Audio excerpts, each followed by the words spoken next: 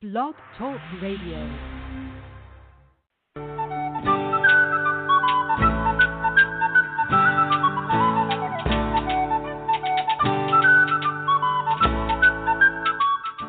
Welcome to the Spiritual Unity Radio Network, a station dedicated to the concept that all manifestations of the divine are equally valid.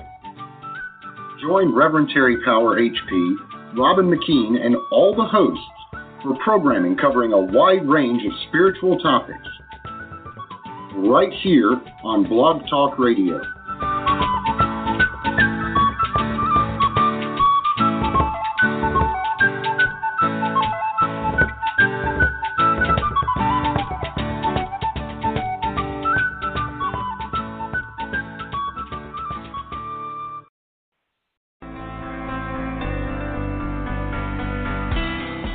Welcome to an emerging forest, a safe place where we have the freedom to think about life without judgment.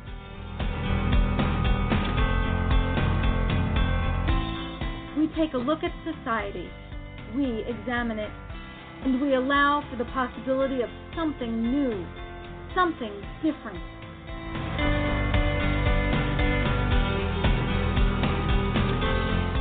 And now, here's your host, Alan Ritter.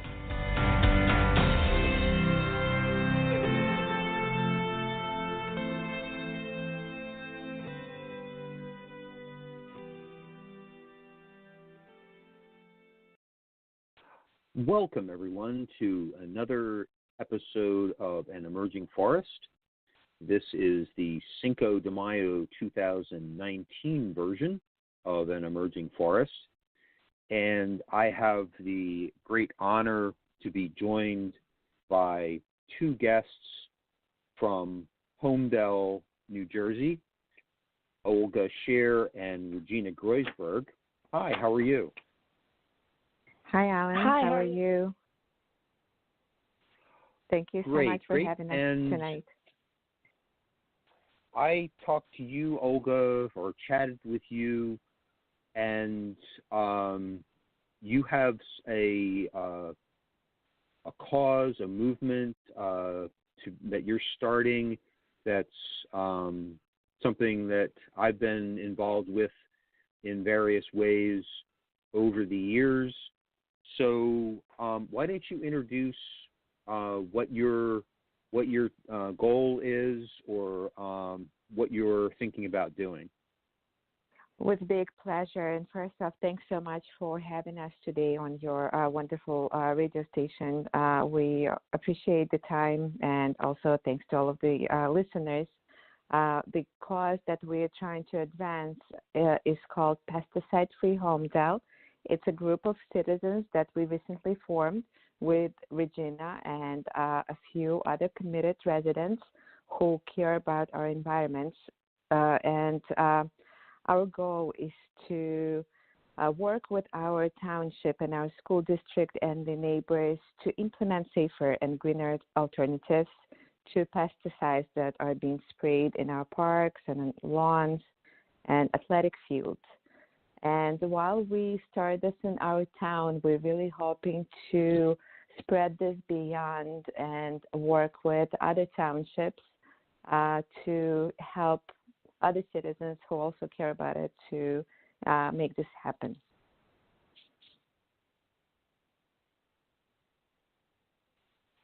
So it's very interesting that you're on here on Cinco de Mayo, because you told me before we got started that you actually have an event coming up in a few days. Do you care to talk about that event? Yeah, that is correct. We have our kickoff meeting in 6 days on May 11th, and we encourage everyone to attend because it will be a very important meeting where we're going to discuss our next steps. I feel that many people are on the same page with us already, that it's really not necessary to spray any chemical solutions on our grass. There are so many safer alternatives out there. So the awareness is there already for the most part. And we are ready to really jump into action and see what we can do to find that solution-based way to actually implement it. So on May 11th at 10 a.m., we will be getting together at Bellworks in Holmdel, in the Holmdel Library.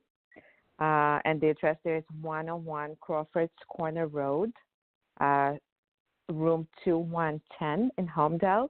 And the meeting is at 10 o'clock. We are hoping for a good turnaround because it would be great to have that critical mass of caring people, before we go and speak with our township leaders. So that's a great date. Oh, sorry. Oh, go ahead. I was just going to say that both Olga and I have children in the Holmdel school district, and I think that's what triggered us initially to want to get started with this. We are certainly not recreating the wheel here. There have been successful initiatives like this one throughout the United States, different school districts, including huge universities, in our state and out of our state. So it's not something new. I don't think there are a lot of people opposing it. It's really about getting things going and, having the public back us, which is important for people to show up to this meeting and, show up in mass so that we know that we're all on the same page about what we want for our township. Yes, it's very good to let people know that you're, as you said, you're not reinventing the wheel, because a lot of municipalities will look at you as if you're doing something strange or quote unquote illegal. But when you come to the table and basically say, okay, it's been implemented in our state by the following universities and also the following municipalities already, and across the United States it's been implemented by the following prestigious organizations, it's a completely different approach or a completely different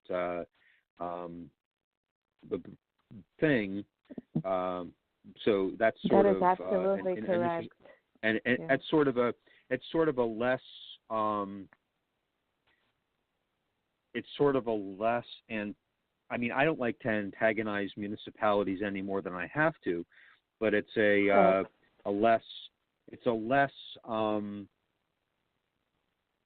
you leave them a little bit less room to roll their eyes and hum and haw when you say, right. Well, gee, Rutgers, as an example, so-and-so implemented this, and gee, or you could actually get call those locations and say, could we have your protocols for how you do this? Or you could suggest that right. as a result of gaining momentum, you would be able to make those calls, because it's always easy to get the protocols. There's actually a national campaign that has started by Stonyfield, and their campaign really focuses on the same thing that we are focusing on, which is we don't want our children playing in fields that are covered in pesticides. And they've really made it a national campaign where huge municipalities that never thought about this subject have now converted to non-toxic methods to control pests and overgrowth and things like that. And one of the major organizations that they are relying on for reference and guidance is Non-Toxic Neighborhoods. And you can go online, www.nontoxicneighborhoods.com, and there's a massive amount of information on that website to help both citizens and municipalities and school districts to kind of guide us how to do this. So by no means is this something that we've come up with, out of the blue.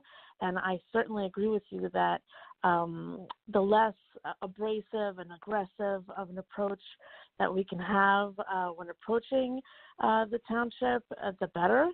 And especially when there's precedence there with major townships, municipalities,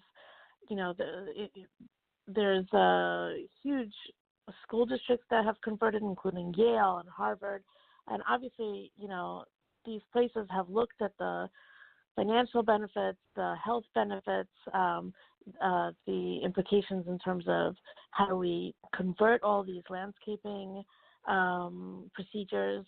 So if they've been able to do it, certainly we can. And Holmdel's slogan is,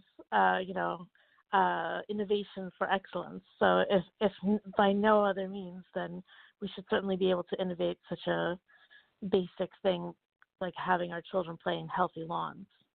Absolutely. I agree with Regina 100%. I mean, the movement is out there, and it's big, and it's very inspiring. And even in New Jersey, there are so many great precedents already. Township of Chatham implemented organic programs in their town last year, and as far as I know, it's done it very successfully. I don't think we will be getting much opposition from the township, and we kind of already started the talks a little bit, and there are enough supporting people within our town's committees who we expect to be on board with us. It's more about raising this matter to make it a priority. I reviewed our town's stormwater management policy, which realizes all of the dangers of the pesticide spraying on the lawns and actually calls to people to reduce spraying. I mean, it's all already in the official documents. It's more about finding practical solutions and implementing them. I think we're all ready for the next step. Yes, I agree. So I have a caller who's jumped on, and I think I'll bring that caller in. Hi, caller. How are you?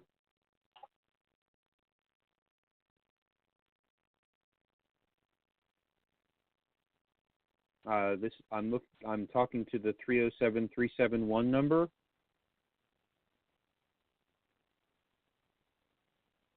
Okay. Hi, everyone. Just as a general announcement, this is a live broadcast show. We are not pre-recorded. The number to call if you wish to speak on the air is 646-564-9714. And to the party that I just spoke with just now, I will be getting back to you at the bottom of the hour, so please continue to listen because we sort of had organized this for questions after the break at the bottom of the hour. Thank you so much for calling in, and I will get back to you. So I think we already know the issue that caused you to organize this. It's an issue. It's a toxicity issue. But do you want to add any words about any events in your life that caused you to quote unquote actually become active in this area? I could speak to that. I have 6 acres in Holmdel, and a few years ago I got into beekeeping as a hobby, and also because I have large gardens, and I strongly believe that if you are able and willing, keeping bees is a rewarding hobby and also beneficial for the entire community. And when I started keeping my bees, one of the summers, suddenly all my bees died. And we couldn't figure it out. There was no pests.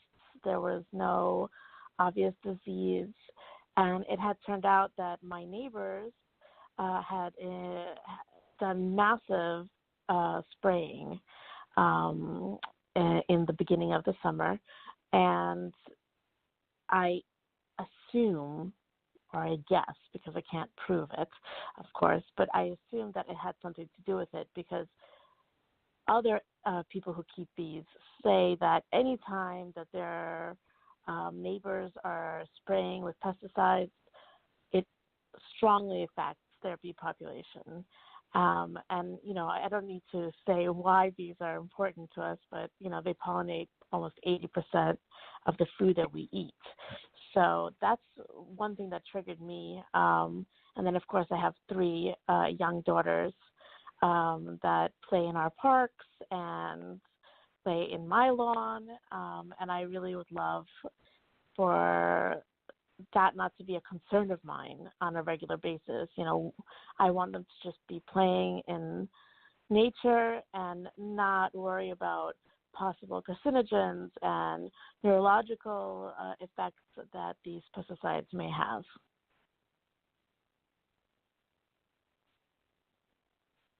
Wow. Yep. That's it's unfortunately, we also lost a beehive due to the same issue. We had a beehive, and sadly, all of my neighbors around our house spray their lawns because we do see those little flags, you know, that the companies are required to put up by law. They only, I think, have to stay for 3 days by law, but they pop up there periodically. And we also have so many pet owners in our town. I do hear stories from people of dogs getting sick, and doctors actually confirming that the sickness is a result of spraying. Just, you know, it feels like people are realizing, but due to convenience of having their contracts with the landscapers in place, just not willing to consider switching or not realizing the gravity of the issue. I'm not sure what the situation is. So that's another thing. It's great to just have this conversations in the with the neighbors, you know, to get that message across to them that it's really not a hard thing to do, you know, to consider switching to something less harmful.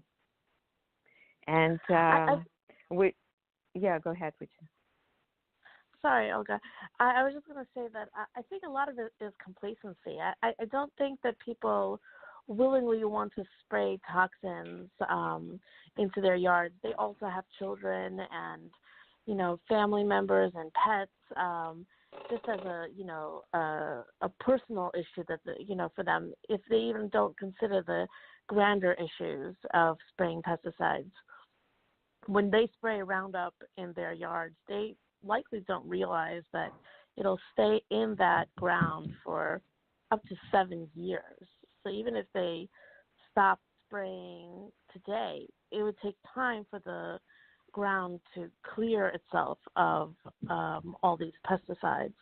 And I think the lack of knowledge and the lack of attention to this issue is the reason why it's continuing. I'm fairly certain that if all the families were aware of the risks of spraying Roundup and pesticides like Roundup, they would gladly have a conversation with their landscaper. And I encourage everybody to just start that conversation.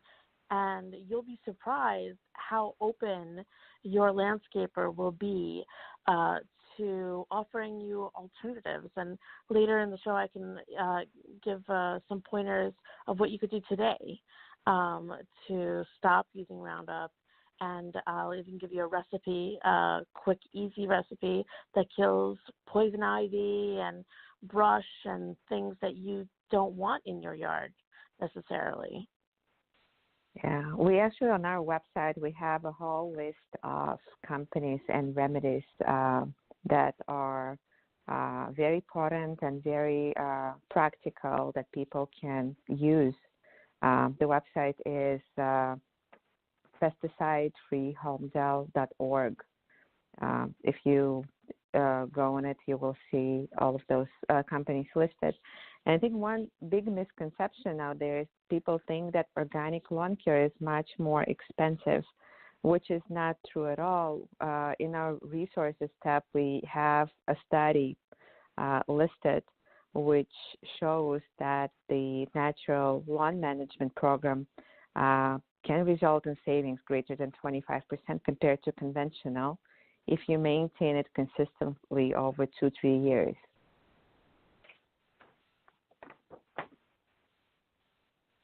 And I've also noticed Go ahead. I've also noticed that in our township and just generally Monmouth County and the surrounding areas, there are a lot of new lawn care companies that are opening and have been actually open for several years that specifically target natural lawn care. And that's all they offer. And they're fairly successful. I just this season started interviewing people, and there are dozens of companies out there. So obviously they are finding the customers to make their companies successful. So it's not that people don't want to do this, it's that people don't even think to ask. So I'm hoping programs like this one will shine a light on this issue and start a conversation. Mm-hmm. So I think we talked about several of the questions that I was going to get into just in the flow of our conversation.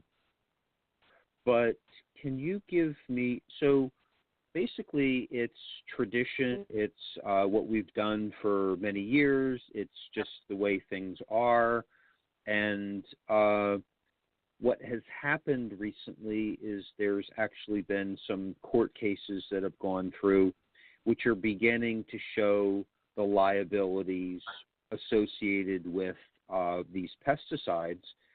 And oh yes, they're currently about thousands of class action lawsuits from there was a very large court case in California where a landscaper was given a very large award from the makers of Roundup. Yeah, it was in March. So the verdict was about $80 million. Yeah. It was 289 and $80 million. So it's something that municipalities kind of have on their radar because they know that, I mean, anytime there's a dollar cost liability associated with something that they're doing, they have it on their radar, but they just don't have it on their priority list. And for someone to bring it for someone to say, well, this precedent already exists, and we're going to bring it onto your priority list. How the best way to do that is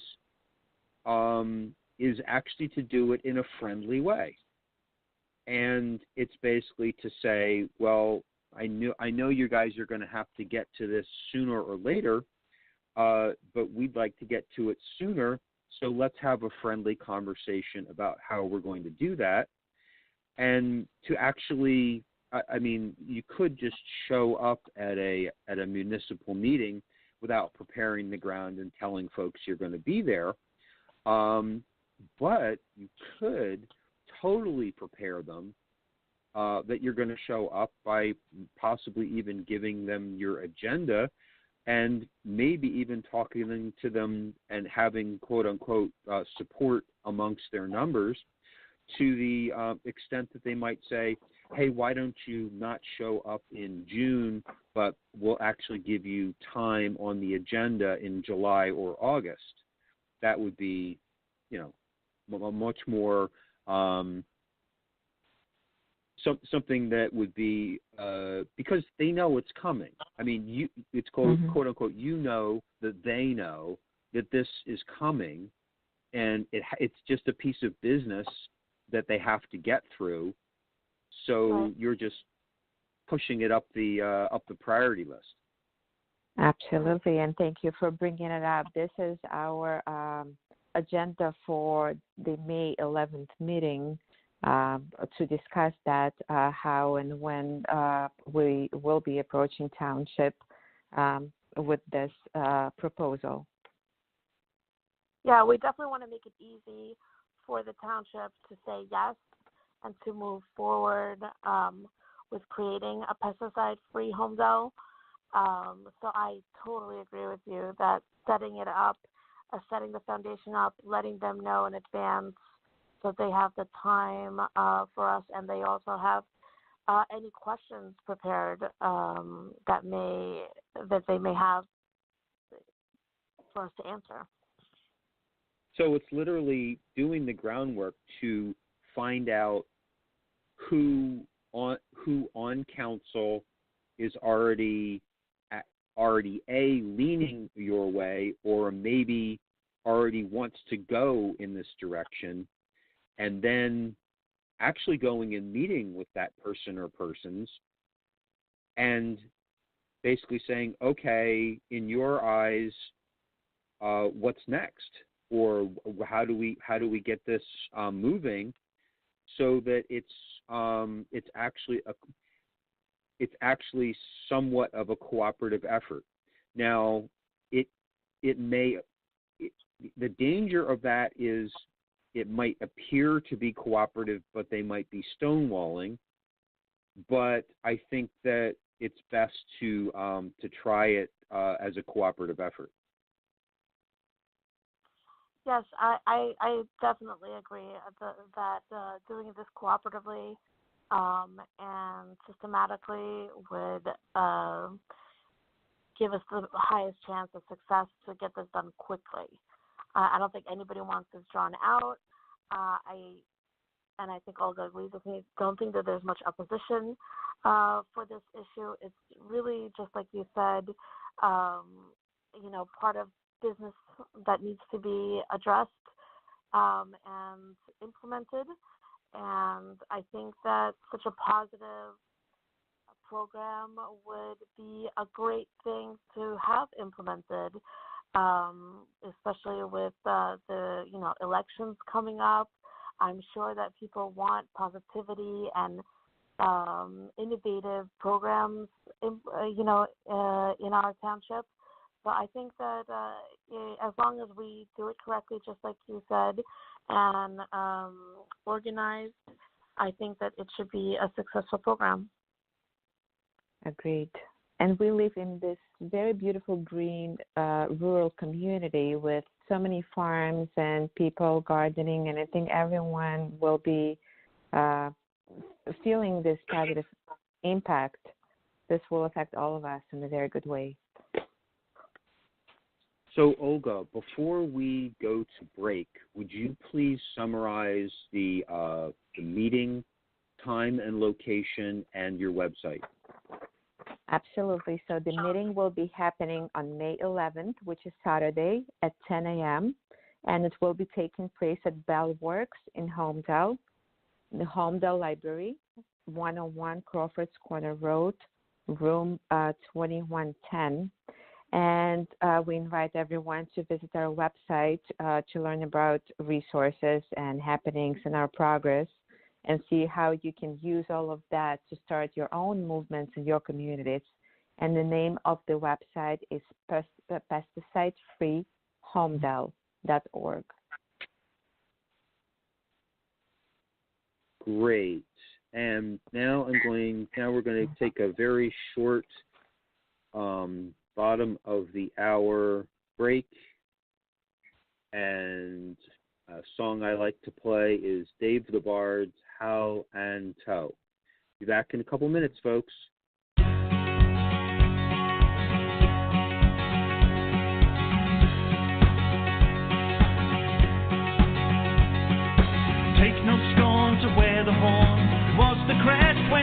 born, your father's father wore it, and your father wore it too.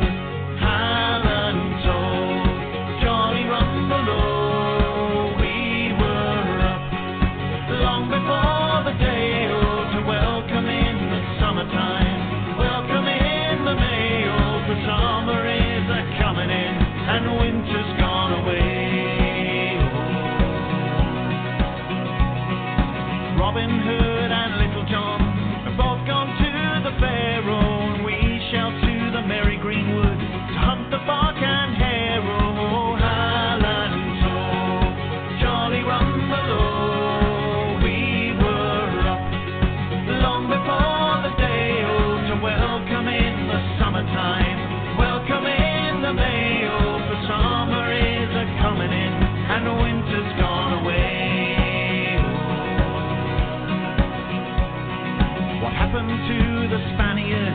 The mates are brave, the boast, oh, that they shall eat the feather goose, we shall eat the roast, oh, Highland told, Johnny Rumbelow, we were up long before the day to welcome in the summertime, welcome in the mail, for summer is a-coming in, and winter's gone away.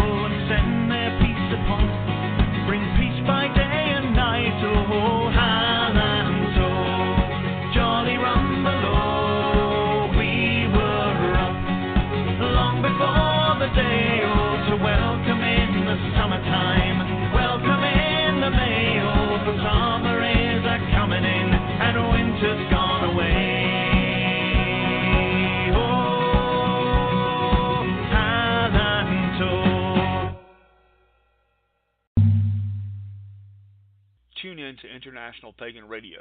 You can hear your favorite artists such as Dave the Bard, Tuatha Dea, Spiral Rhythm, S.J. Tucker, Murphy's Midnight Rounders, and many, many more. Join us for exciting shows like Ask a Witch and Storytime with Rook as well. www.internationalpaganradio.com on the net or on TuneIn Radio on your mobile devices. Join us on Facebook and Twitter too. International Pagan Radio, all pagan, all the time.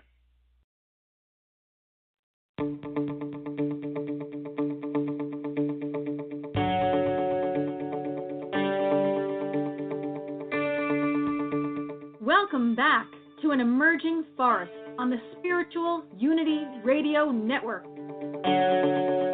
We hope everyone was able to stretch their legs and get a drink. And now, back to Alan.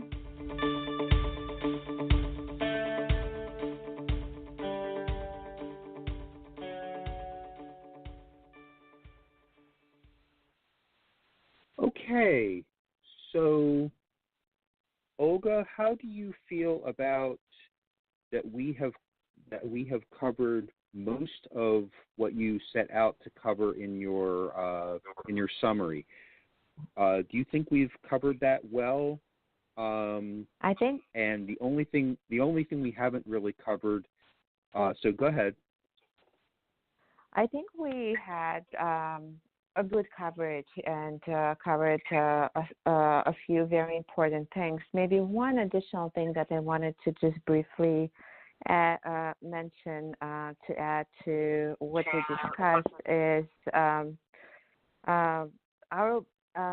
mindset currently that we have as a society worrying about this concept of a perfect lawn, which just purely for aesthetic purposes. As we were discussing all of this, harmful effects. I was just thinking in my head, why are we doing all of this? It's just this standard of having this perfectly manicured lawn being the only reason. I mean, we're not trying to fight any, harmful weeds, that can affect our health in any negative way.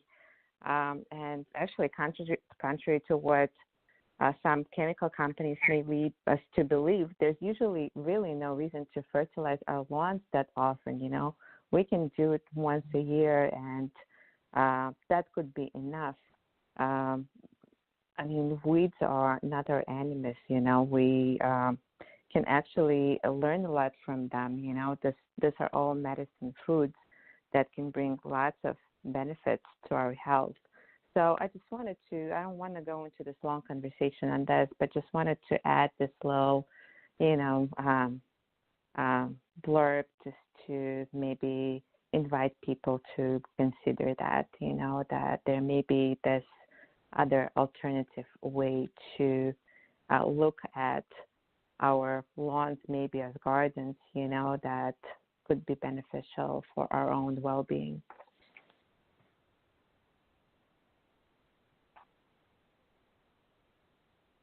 So would you summarize, you sort of talked about your website, Pesticide Free Holmdel. Is there a dash between pesticide and free in the in the link? No, it's just all one word, Pesticide. Okay, Free so it's basically no spaces, Pesticide Free Holmdel, HOLMDEL .org. No spaces at all. So that's your website. That is correct. And is there a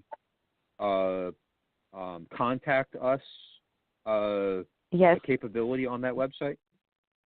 Yes, there's a contact us section with our email address, our phone numbers, and also link to the Facebook group. It's a great Facebook group. There are lots of good resources, also suggestions for tick and mosquito management, which does not require any pesticides or toxic solutions.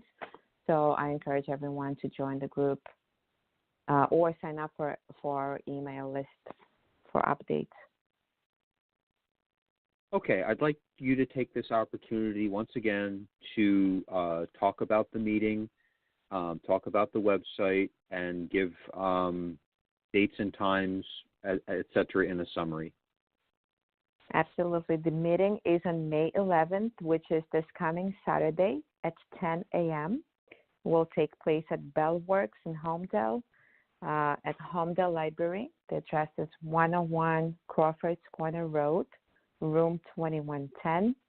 And please attend if you can, because this is the issue that affects all of us. We will be discussing our future steps. So it will be a very important meeting. And if you'd like to get in touch with us, feel free to visit our website, PesticideFreeHolmdel.org. Just one word, no spaces. And please join our group on Facebook, Pesticide Free Holmdel. Okay. Should I bring out some callers with questions? Yes, please. Thank you. All right. Hi, Jessica. Welcome to the show. Hi. Thank you. Please ask your questions. Okay, cool. So I'm interested in switching to organic or pesticide-free options for my lawn, but I just don't want to switch my landscape company. They've been my lawn care company for 5 years, so it's a hassle. Do you have any suggestions? That's an awesome question. I think that a lot of people are going to have the same concern. The great thing is that you don't need to switch your landscaper. For the most part, most landscapers have already been offering organic solutions. And if they haven't, I'm sure that if you just bring it up to them, tell them what your concerns are, they'll be very familiar with these concerns. I'm sure they've been hearing it in the news with the recent lawsuits and all the health concerns, and many townships, making it a policy not to have pesticides in their lawns. So lots of these lawn care companies already offer things, and if they don't offer it outright, if you ask for it, they will make it happen for you. I actually recently spoke to my lawn care company, and he is a traditional lawn care company, not necessarily specifically organic. And I mentioned it to him, and he said, well, actually, starting this season, he's eliminated Roundup entirely from his company, and he just doesn't offer it anymore at all. And I suspect that's going to be the case for many companies in the future.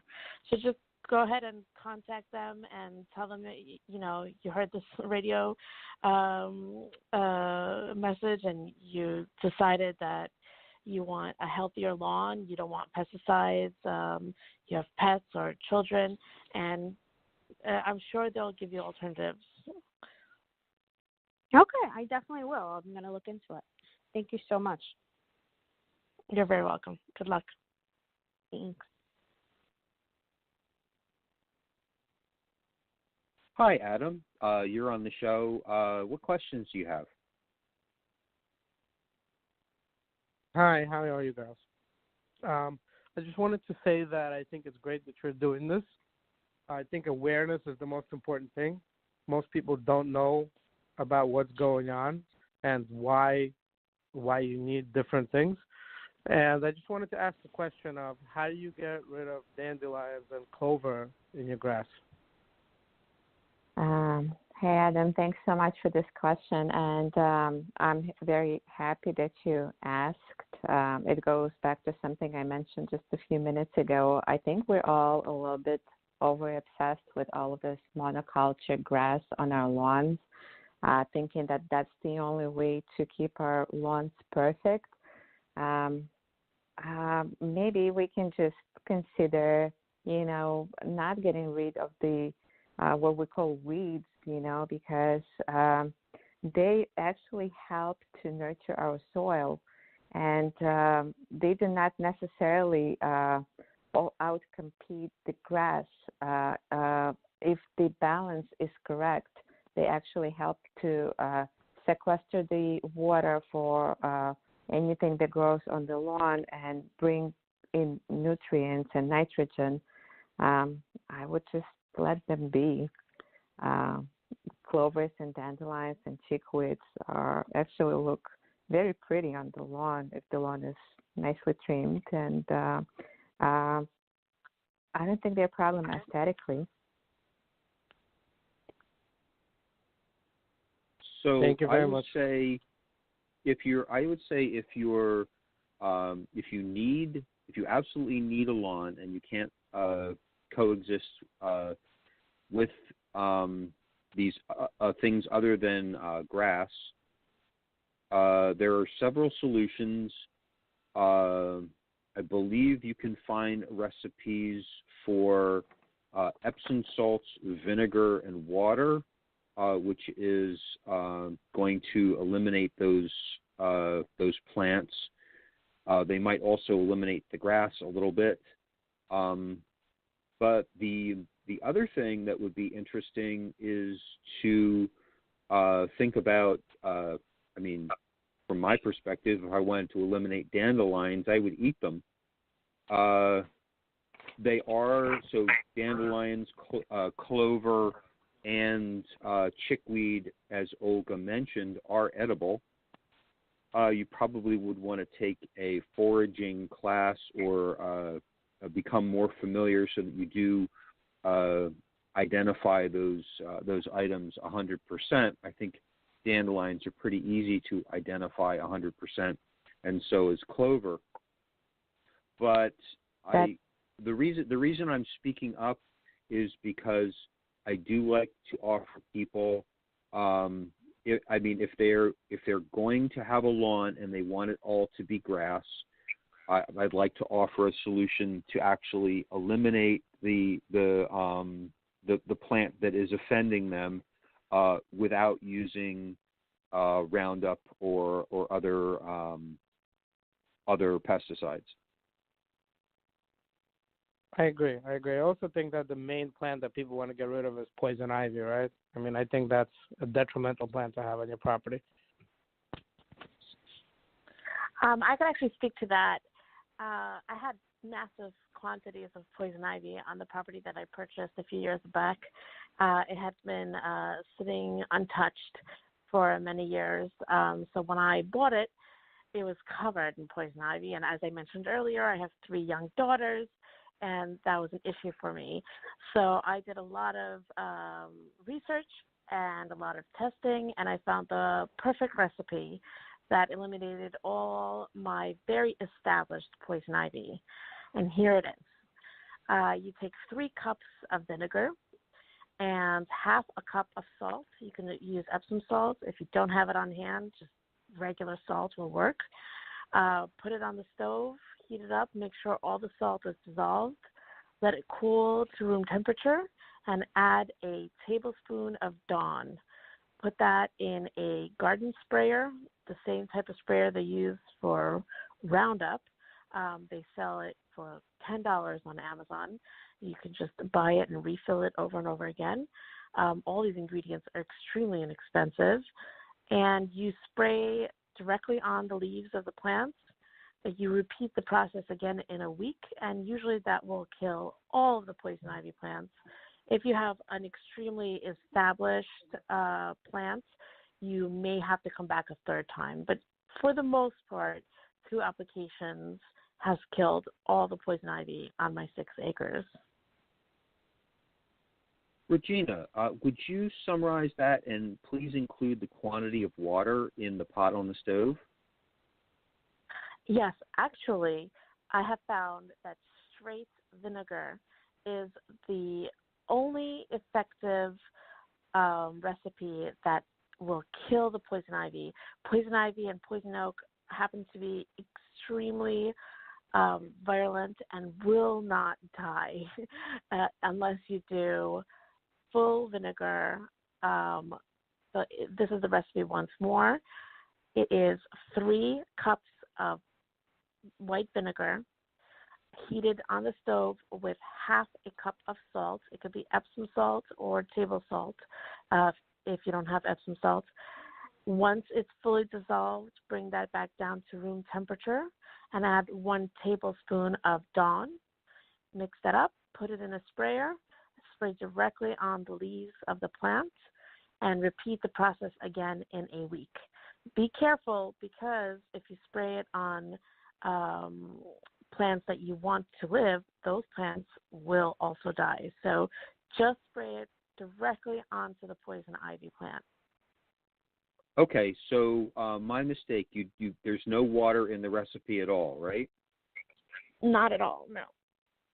Okay, so it's basically vinegar, salt, and then post-heating, you're adding a small amount of Dawn. Right. The Dawn is really only there so that the vinegar solution sticks to the leaves. If you don't add the Yes. Dawn, it'll just wash right off.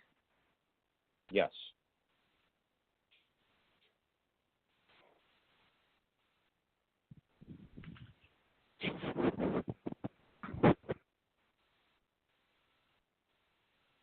Well, here we are, and it's 12 minutes to the hour.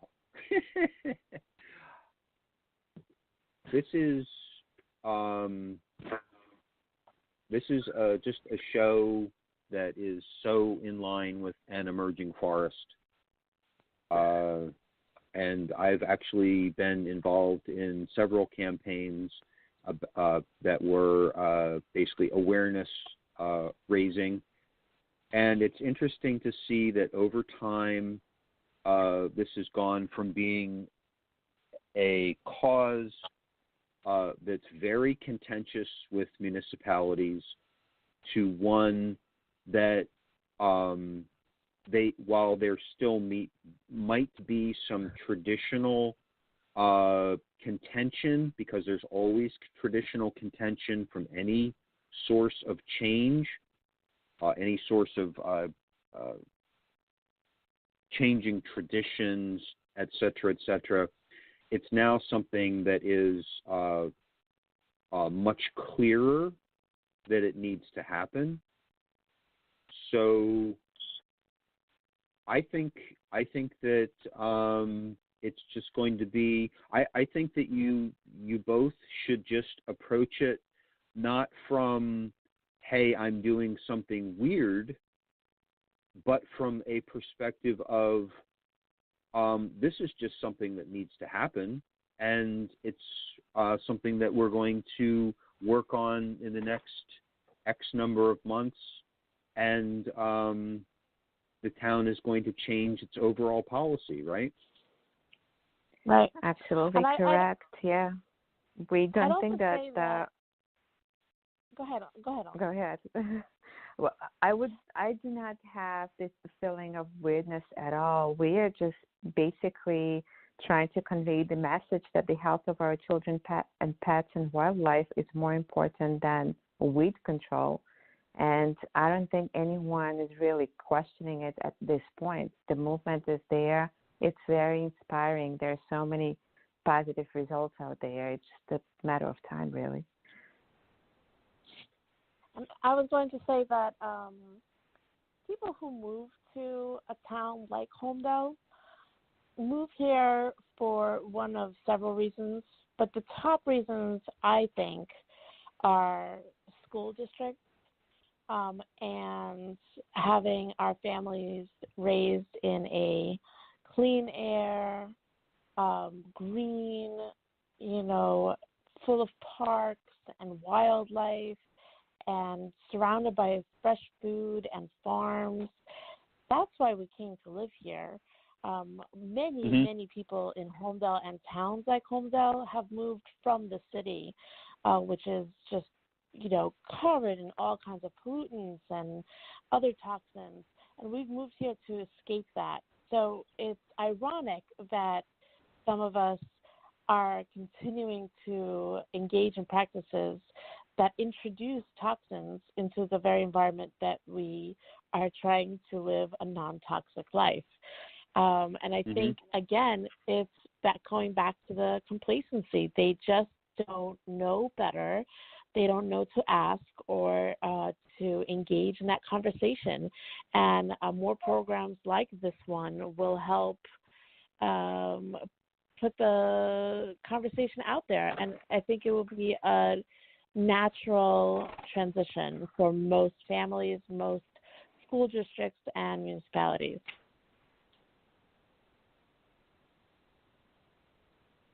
I agree. So, Olga, would you give sort of an outgoing message of what you're the whole message basically in the last few minutes? We're just calling out to people to engage, and to start participating in this more actively, to reconsider their own use of lawn care that they're currently using, to visit our website, to join our meeting, to see what they can implement in their own communities, to speak to their town officials and voice that this is an important issue. I think it's time to move past just theoretical discussions. I agree. And Olga, you wanna tell everybody about the meeting one more time before? Absolutely. So we are meeting on May 11th is our kickoff meeting, 10 a.m. at Bellworks, Holmdel Library, 101 Crawford's Corner Road, room 2110. Again, this is at 10 a.m. this coming Saturday.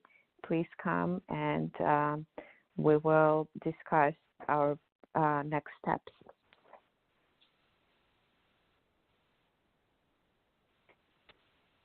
Well, thank you so much both for being here tonight.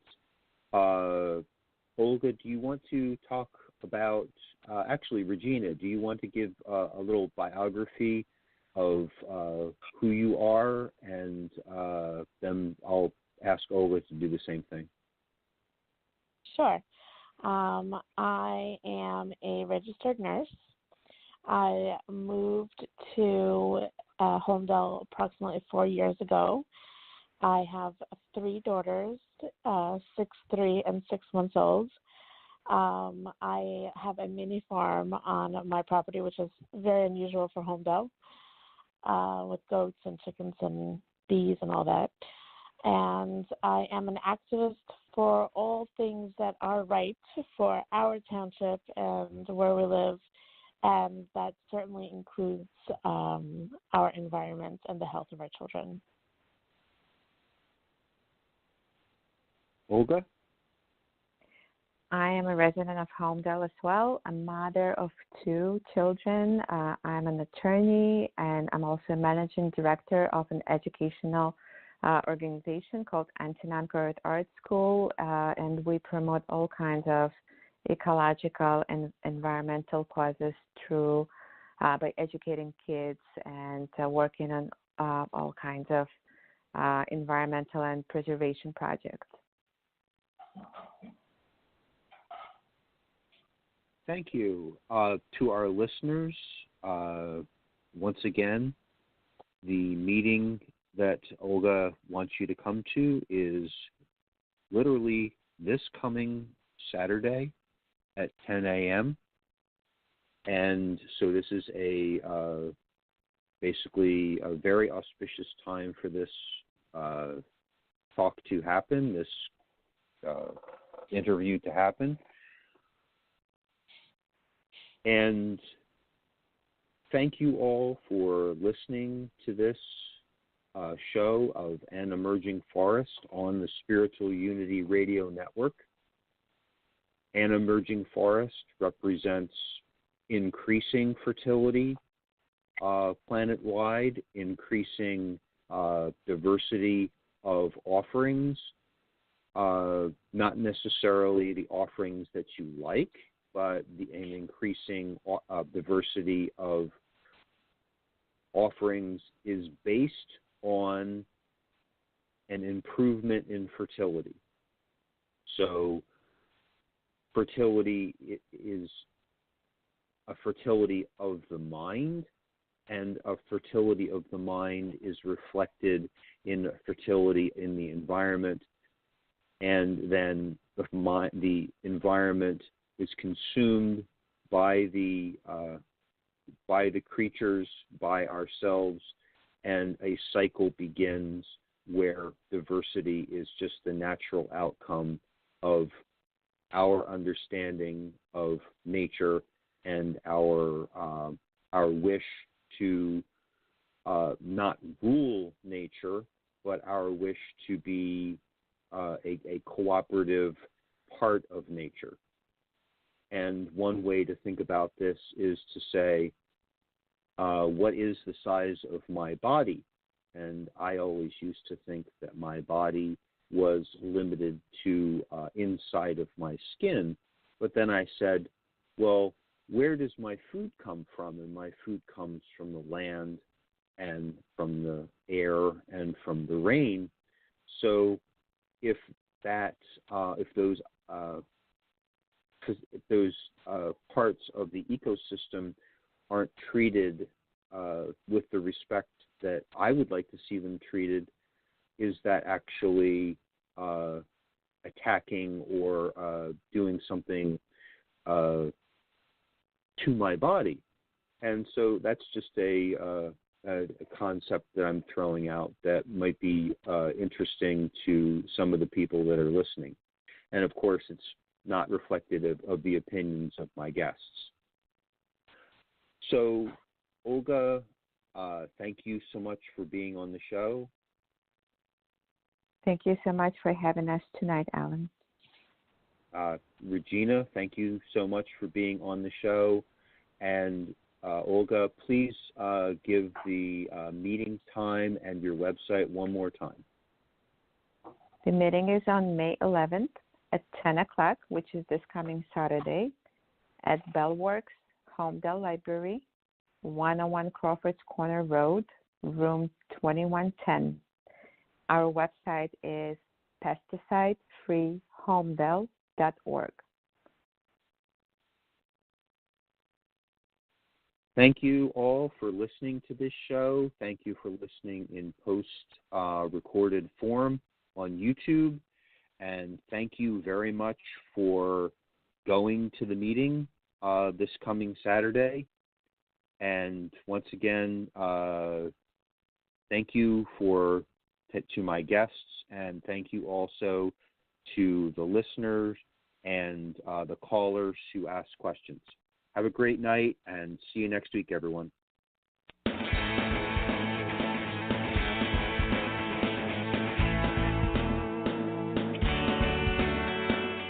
Thanks for listening to the Spiritual Unity Radio Network. Join us 7 nights a week for exciting programming covering a variety of expressions of faith. And remember, all manifestations of the divine are equally valid.